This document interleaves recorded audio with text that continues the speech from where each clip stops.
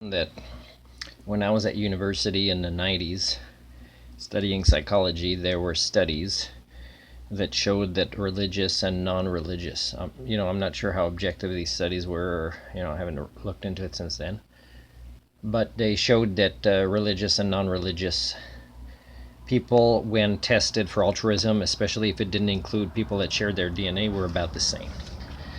I've noticed the difference changing since then. And I've even had people I've known for a long time that are Christian that traveled in Uganda, which is one of the countries I've noticed the dishonesty there. Part of it is brought about by the not supernatural paradigms, but the magical ones that are blend in, like the magical money one, blend in with the supernatural one. It also, you can show a lot of dishonesty with the Vatican as well, because they are very much involved in both. Pretty much every church is. And the dishonesties were really bad, and this Christian lady I knew for a long time who was very surprised how dishonest this was as well. And I noticed it also in the churches I walked into and people interacted with in South Korea. Christians were worse, dishonest, but also dishonesty in the sense of not walking the talk of what would be generalized ethics and morals that most people agree with. They would not be able to walk the talk.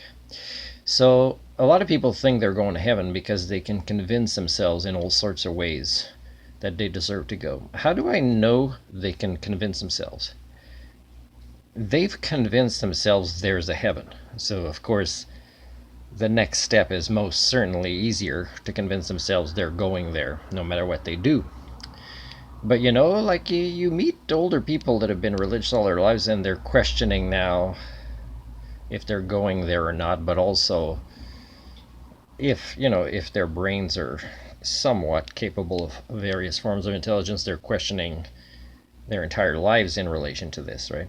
In relation to those types of supernatural and or magical worldviews. So, for example, the people that are convinced they're going to heaven, even though you can provide evidence, hey, you just lied about this.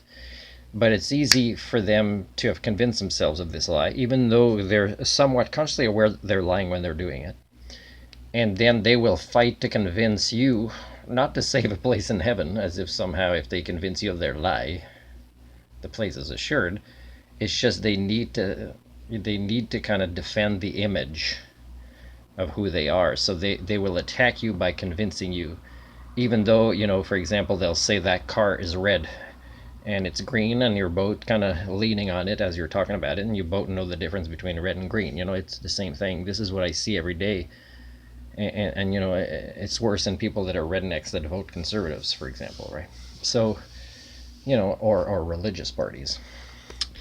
And then they question sometimes near their lives, the end of their lives, how honest priests were, or nuns were, or pastors, or religious leaders, or religious people they've known in their communities for a long time.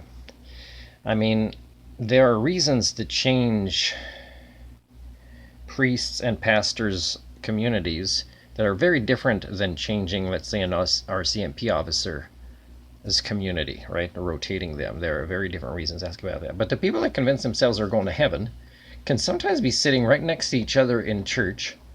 And here's the kicker here, and you can measure for this if the scientific community cared about, slowing down the devolution of the human condition, right? Our own species. Is they would do this. So they could measure that the person that's convinced they're going to heaven would be sitting next to somebody that's convinced of the same, and yet if they had a conversation or they were tested in some way to find out what they do or have done or would do, then they would disagree with, hey, that person shouldn't go to heaven. That is sinful. That is against. And then that other person who thinks they're still going to heaven would also find out about things that person did and say, no, it's very plain. Most Christians would know, this is not right.